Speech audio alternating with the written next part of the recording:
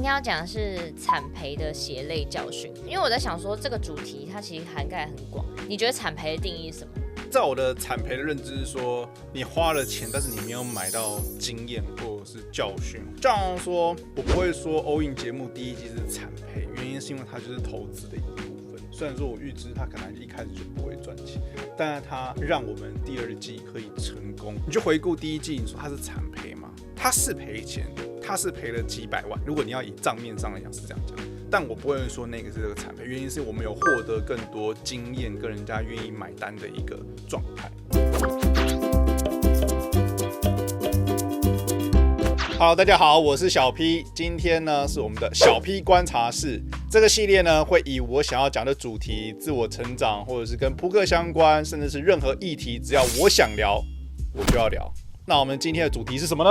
今天主题呢是要来跟大家分享一下惨赔的血泪教训，不只是指金钱上的惨赔，就是你在各个方面，比如说你耗掉了时间，耗掉了感情。我们这边指的惨赔是这个广义的惨赔的定义。然后接下来呢，就是会跟大家分享一些关于你人生当中有没有什么这类型的经验。那首先，因为你刚刚有讲一下你对于惨赔的定义大概是什么，那如果说要你回想起来，就是你人生从出生到现在，你有什么印象最深刻的？你觉得是接近惨赔这个状态？我觉得惨赔在我的直觉里面其实很少，原因是因为我所有的钱、所有的东西都是存起来，而且是很夸张。人家都说啊，要存什么1/3或者10%，然后让你成为一个有钱人。那在我认知里面，我存的钱可能超过90%，就是我赚到的钱基本上我都不会花。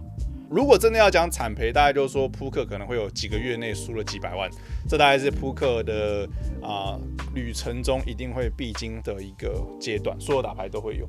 但这有点像是什么？有点像是你买了投资股票之后，有一段，譬如说金融风暴，它可能跌了30%，但是你不卖它，它会涨回来。那你觉得那算惨赔吗？不算。所以其实你站在一个更远的角度来看的话，刚刚那个扑克的故事，它其实也不是惨赔。因为它是一个往下的一个下坡，可是你以纵观10年、20年的扑克生涯来看的时候，它就是一个小的坑洞，它马上就填回来了。可是对一般人来讲，就不是小的坑洞。所以我觉得，如果说今天买股票一样，如果我今天赔了，那我直接卖掉，然后我就知道它涨回来的时候我已经不在，哇，那真的就是赔了。可是我只要不放弃，就不会赔。这个是正确，好正面哦，这个超不正确的。对，因为我扑克就继续打，所以那些输钱的我就说你们不要放弃，一直输都没关系，你不要放弃，因为你只要有机会打回来，你就不是惨赔。你现在放弃，游戏就结束了。他现在是说认真的吗？好像是讲干话，可是好像很认真。韭菜养成版，好像很认真，然后又很在恶搞。我觉得股票如果以你刚才的讲法是绝对不是正确的，我确定。但是如果是扑克的话，因为你讲出来的话，大家都会相信。你要不要好好？所以我认真讲干话，大家也会相信的。对啊，你如果说就是怎么输都还是不要放弃的话，大家就会相信。对啊，你现在看到你这样一直输钱，对不对？你现在放弃了，不打了，你就真的就输了。你只要不放弃，你只要拼到一个大赛，一个冠军，全部都回来了。所以不放弃就有机会赢，你放弃下来就输了。大家可以回顾去看一下第一节 podcast， 他去上过卡内基，果然现在是不一样。真的。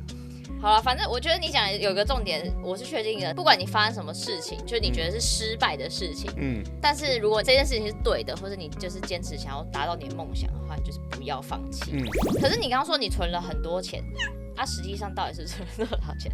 就我觉得存了很多钱的意思就是，我不会买一些不值得买的东西。比如说，很多人打扑克比赛，我知道有一些年轻的扑克牌手，他可能前1-2年运气很好，赢了一个冠军，然后马上就买一台什么兰博基尼啊。我不是说买跑车不 OK， 只是我觉得优先顺序应该是，如果你没有地方住，你应该是先买一个房子，或者是你觉得你需要投资，你应该是先买一些基金股票，然后让你有一个投资之后，你再去买一些其他吃喝玩乐的东西。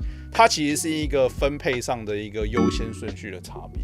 所以当你今天什么都没有的时候，因为他家里有钱，所以他觉得爸妈会留房子给他，所以他就买一台跑车。可是他比赛输回去的时候，或者是他没有投资自己的时候，其实我觉得最笨的就是这种，就是赢了钱，然后买了不对的东西，没有投资自己，然后让他以为好像赢比赛是一件很容易的事情，然后到后面就是校正回归嘛。输的时候你不会输这么惨，赢的时候你也不会赢这么多，所以它其实长期来讲是一个很稳定的一个曲线。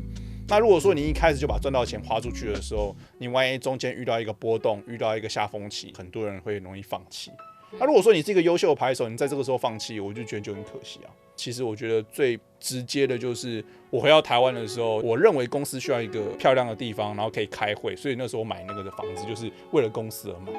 那对我来讲的话，其实我这个年纪能够买在这样的地方跟这样子的大小，我是觉得对于一般人可能有点吃力，但对我来讲比较轻松的原因是因为我存了我这辈子所有的积蓄。大家认识我超过10年就知道，其实我没有名牌啊，或者是花一些钱在一些不必要的上面。所以优秀的拍手都不会乱花钱，就是都不会花钱买一些很奢侈品的东西。这个话我当然不能讲啊，那我这样讲的话不就是树立敌人吗？很多人都会买很多有的没的。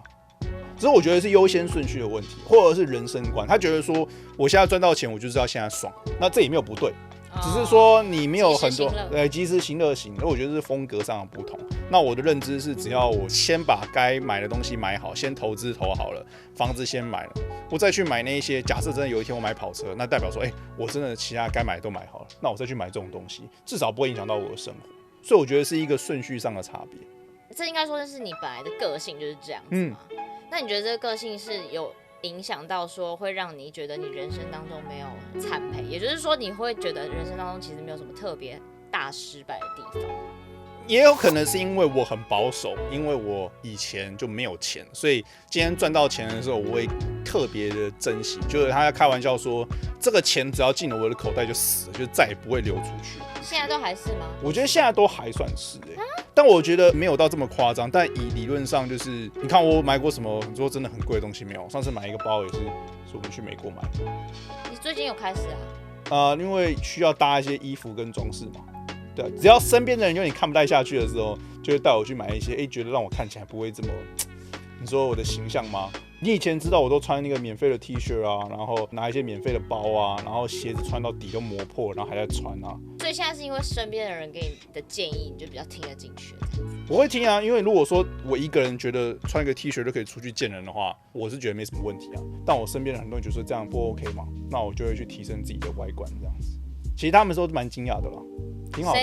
很多拍手都觉得很惊讶，他说：“这个怎么会变这样？”对啊，我怎么会说变帅？因为这是事实啊，你只是说出你的真实想法而已啊。谢谢。对啊，变会穿搭，变会穿搭，而且你最近真的是品味提升。每次到公司啊，就是看到一些新的有品味的东西。那我们拉回就是主题，因为今天就毕竟就是要探讨说失败的经验嘛。就是对你来说。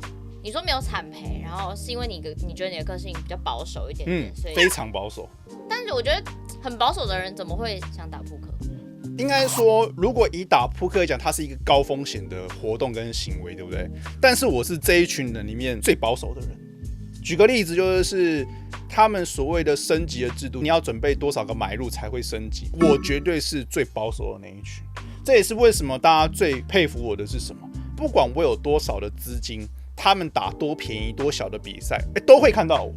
然后什么比赛都打，贵的打，便宜的打，资格赛也打。大家都说，小兵，你就直接打10万的豪客赛，你就直接报名就好了。你为什么还要去打那个1万、2万的资格赛去打那个门票？因为对我来讲，它就是一个机会，可以让我省钱，去用一个更少的投资去打这场赛事嘛。我尝试用一个数量最多、投入最少。然后有机会获得到最多金钱跟奖金的一个状态，所以其实我会说我是这一群高风险里面最保守的那一群人。这样等于说你就是愿意多花那个时间跟体力嘛，精神去做这件事情。那可能有的人就会觉得说反正我就是直接花钱，直接花钱解决这件事情。对，那你的个性还是某一个层面，还是就是一直坚持在。是啊。所以我也不会说今天我赚到钱之后，然后我就开始说很大辣辣，就是我都花那种很奢侈或者是干嘛，其实并不会。那我觉得这个就是你的个性到现在你就是成功赚大钱之后都没有改变这件事情，真的是大大影响你会不会有失败经验这件事事情。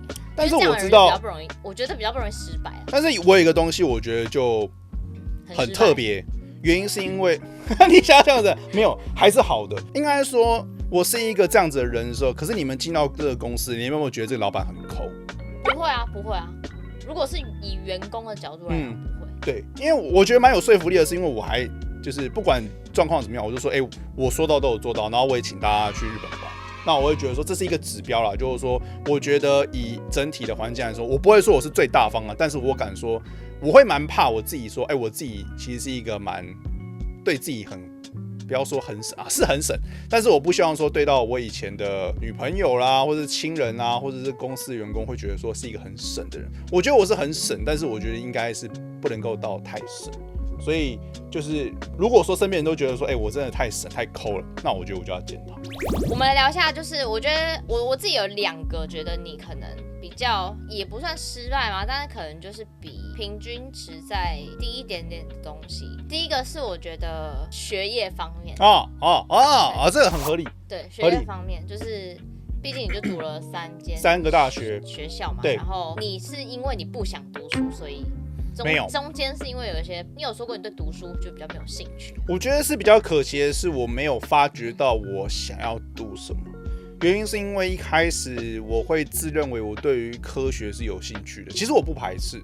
但到后面走到专业领域的时候，我发现我学的项目，第一个是化学工程材料不 OK， 第二个是土木工程也不 OK。然后我找不到一个我有兴趣的主题的时候，我没有办法逼迫自己做不愿意做的事情。我发现我是这样子的人。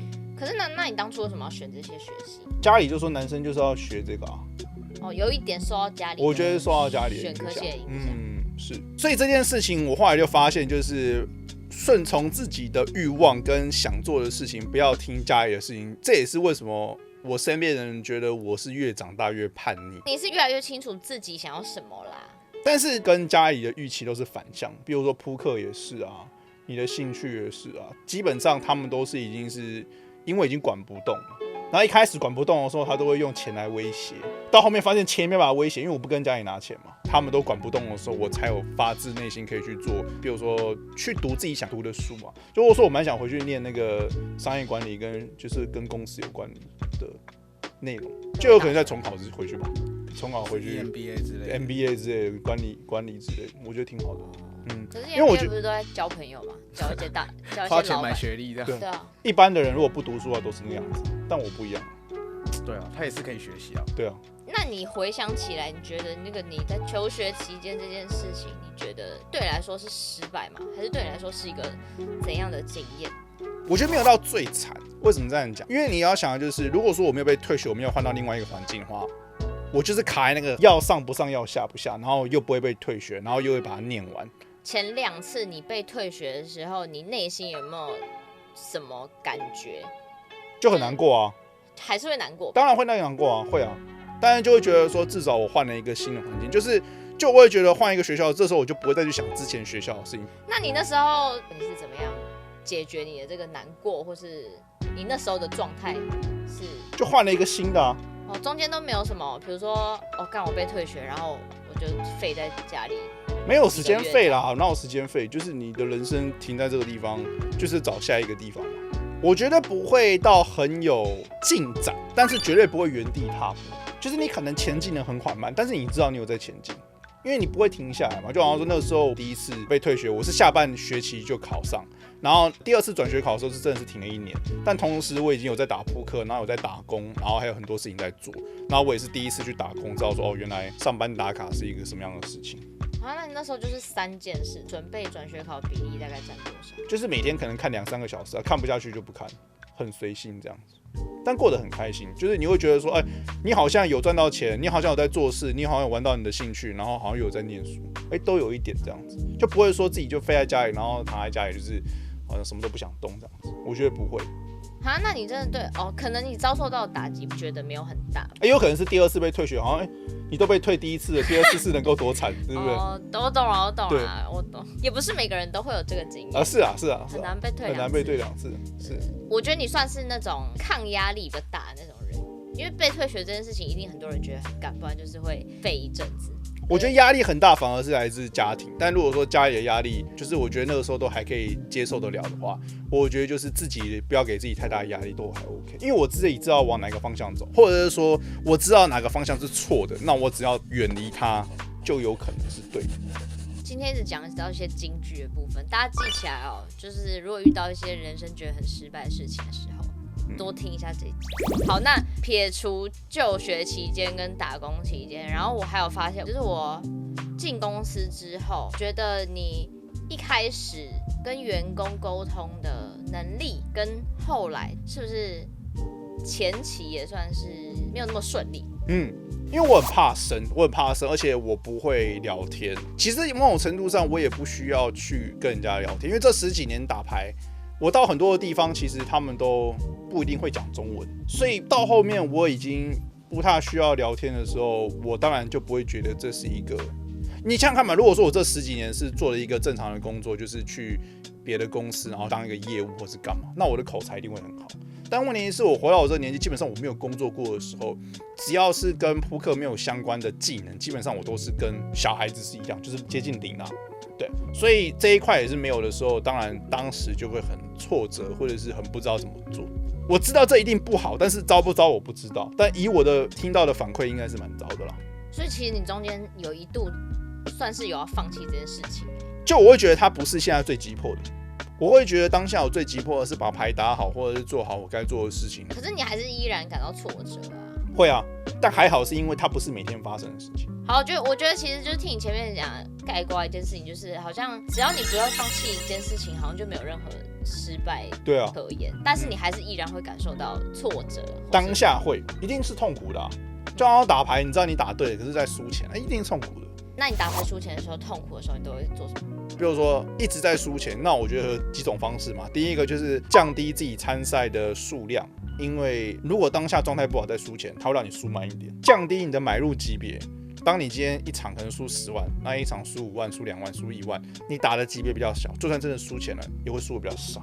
当然你一定会赢的也比较少啦，这也是事实。但是第一个就是你要克服你这个失去信心或者是挫折的感觉，所以降低桌子的数量啊，比赛的数量，买入级别，然后想办法从比较容易的级别，因为越便宜对手一定相对来讲比较弱一点嘛，在这个地方能够找回你的自信的时候，你就可以慢慢的站上这个舞台。可是你有曾经就是这一段，因为这就是下风期嘛，对。那你有曾经这段时间是有到多长，然后长到你可能觉得就是还是心里会觉得，看怎么就是还没有过，对，大概2-3个月内大概输了400万到500万内。那你那时候心情是如何？就不好啊，就觉得啊，我这3个月内在家，我就可以有一个头期款去买房子，我还出去浪费3个月的时间，所以你就不会这样想啊。就有的时候人无聊就会想一些有的没有的时候，其实你根本不应该这样想。很早期的时候会啊，现在就不会。可是你当下就是会有这种就是比较偏干化的想法，但是你的心情虽然是不好，但你一定有去做一些事情，因为你就是不会。我觉得你算是比较不会被这种事情影响到，你就是干的可能干在心里，但是你外在行为模式是不会被影响的。不会，因为我知道每天要代办事项，就是我要学打牌，我要看书，我要去健身，然后我只在乎的是我有没有把这些事情给完成而已。那如果觉得应该说，就是因为大部分人，我觉得啦，大部分人可能没有办法做到，像你这么极致嘛，就是我还是有办法把我的事情完成，因为我觉得是因为我自己啊，我觉得心情不好跟就是你面对低潮这件事情，一定是会多少会影响到你做事情的动力，或是你完成这件事情的程度，肯定，对吧？那你那时候是怎么样去可能调适你自己的心情吗？我觉得我的睡觉的时间会比别人长一点，有可能是这样。就我觉得真的很糟的时候，至少我都还睡得着，所以我觉得睡完觉之后心情就不会太糟。对啊，所以我觉得就是分配在你可以允许的风险的范围之下去进行这个游戏，那我觉得其实应该都还好。当然也有可能观众有一些真实的想法，或者是你当下的想法其实最准。如果说你真的这一个礼拜输了很多钱，我觉得我不知道，希望观众可以留言下来，你现在真的心情不好，或者是会怎么样？你说是任何心情不好都可以留，都可以留啊。对啊，好啊，那观众任何心情不好或者是想要留什么言的话，就可以留在5星好评。5星好评，不是他心情不好，谁会给你5星好评，然后分享你的负面心情，然后我再帮你解惑。你不要乱讲啊，没有可以留在 YouTube 的留言区，好不好？我会回，我也会回啊。你确定吗？会，确定。不要问星座就会回。好，那其实我觉得前面分享人生当中经历的挫折，跟你怎么样去面对这一些，跟你心情的分享，我觉得都问的差不多了。好，那最后我们进入我们的粉丝 Q&A 环节。那这个 Q&A 环节呢，就是之后固定都会有 Q&A 环节，所以如果大家有任何想问这位陈先生问题的话，可以在 YouTube 底下留言。手牌问题也可以啊，但就是不要一个人就留10几个手牌那样子，我们也只会选一题回答。第一题来自粉丝 Edison， 请问 P 神如何一直保持对德州扑克的热情？或者是你有没有过一段时间不想打牌，然后你是怎么调整？有没有推荐的方法可以找回热情？热情这种东西哦，我不知道你有没有会看人家的手机画面，就是说，这个人每天在看什么？然后像很多人看到我的手机画面，然后看到我在笑啊，或者在看什么的时候，他看到我的画面，你知道都是什么吗？他们以为看到会是我在看什么妹啊、美女的照片，没有，他看到的都是看赛程表。因为在我的认知里面呢，其实我对于相对比起来，我就会觉得说，哇，去参加一个赛程表，我就会想象的是什么？我会去那个地方打比赛，然后是很开心的，然后过程很好，然后会赢很多钱。所以对我来讲，这件事情就是这个热情，你有没有退？我觉得是因人而异。因为有的人就觉得说，我今天不打扑克，我就要去跟谁去约会，或者是今天我不打扑克，我就要去唱歌。那代表是说，你选了一个，你不选这个，代表说其实这件事情对你的吸引力是没有这么大的，就因人而异嘛。所以如果说今天你觉得打扑克是对你来讲吸引力很低，就代表说你就没有这么喜欢这件事情嘛，就好像说你没有这么喜欢这么一个人一样的意思嘛。所以我觉得怎么样去点燃这个热情，我觉得重点是你有没有在上面找到吸引你的点。譬如说今天我很明确的知道说，很多人打牌他一开始觉得很好玩，他到后面觉得不好玩的是什么原因？是因为他打扑克他一直在输，所以他只要改变了，他只要学习，他只要进步，他很快就会从这个地方找回自己的自信心。所以当你今天从这个地方有热情的时候，你就要去想怎么样去维持热情，怎么样把这个事情做得更好，然后投入更多的时间，然后你就会进行一个正向的循环。那他还有问说，你有没有一段时间是不想打牌的？我觉得没有不想打牌啦，只是说，当你今天有一个更重要的事情的时候，一天就24小时，你今天做别人事情的时候，它就占据了你的，就是优先顺序啊。当我今天，譬如说，我现在就觉得说，哇，我现在公司有很多事情都还没有安排好，很多事情都还没有敲定好，会议都还没有开，那你真的觉得我有心思去参加一场扑克比赛？因为今天如果我放了这些事情不做，我去打扑克比赛，不管我输跟赢，我都是输。因为更重要的事情没有被处理好，所以就算我赢钱，我也输了别的事情。相对比起来，就是我应该要把该做的事情做好之后再去打比赛，才会是一个对的选择。接下来第2位粉丝陈敬恩提问：考量到现场买入比较高，而且一次只能打1场，是这样的波动相对也比较大。虽然玩家池比较弱，这样还是会推荐打现场比赛吗？这一个很明确的一个迷思哦，就是一次打一桌跟一次打线上打很多桌，是不是线上很多桌可以分散它的风险？是，但这件事情也不完全是，原因是因为你打很多桌的时候，其实你的专注度是分散的。你可以去尝试看看哦，线上同时打9桌跟打3桌跟打1桌，你的1桌的反应跟你的资讯跟你做的判断，绝对会远比第3桌9桌都来好很多，所以你的投资报酬率一定会高。当然，你会说，可是现场比赛1桌很慢是没有错，但是当你投资报酬率很高，尤其是现场玩家，尤其是程度比你差，尤其是买入比较高的时候，我会觉得现场跟线上比赛的区别的话，认识我的人或者很了解我的都知道，我一定会选现场。原因是因为它的体验比较好，然后它的整体的风险其实没有你想象中这么多。原因是因为会打跟不会打差更多。再加上你在牌桌上只能打1桌，你还可以分心，是因为你在玩手机吗？那你也不应该玩手机。如果说你很认真的打牌，你对于牌桌上的资讯是很充足的时候，其实你很常可以做出比线上还要更好的决定，所以你的判断力会更好，然后你整体的状况会更好，你会玩得比较开心。原因是因为牌桌上是真的人，会更有互动，你可以认识到很多的朋友，你会记得你今天去哪个地方参加一场现场的比赛，但是你不会记得你在参加了线上的哪一场比赛，然后怎么样。所以我觉得记忆点会更深。然后，就算你今天真的犯了一个错误，你会记1个礼拜、1个月，甚至你有可能会记一辈子。那一把牌决赛桌输了 AA， 永远都不会忘记。但是线上你可能一下就忘记，所以我会觉得现场一定比线上好。然后就算买入高，我都不觉得它是一个风险大。好，虽然说扑克风险本来就大，但是我觉得现场其实是更 OK 的。